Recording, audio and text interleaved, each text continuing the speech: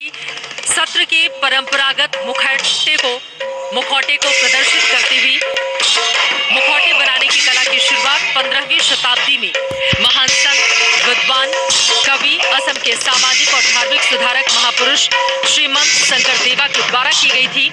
इस परंपरागत मुखौटे का प्रयोग धार्मिक नृत्यों और नाटकों, वैष्णव मठों और प्रार्थना घरों में किया जाता है और इसी को दिखाती हुई ये झांकी। बिल्कुल ट्रेडिशनल मास्क किसके घर में नहीं हो वो ले लेता है मास्क, बिकॉज बच्चों को भी बहुत अच्छा लगता है मास्क पहन पे हम मजा करते हैं। तो ये सब आपको आज Assam traditional mask of the सत्रा दिखा रहे हैं। और देखिए ये बच्चा भी देख रहा है कि मास्क क्या होता है। इन्होंने मास्क पहने हुए हैं, नाच कर रहे हैं मास्क के साथ आसाम से।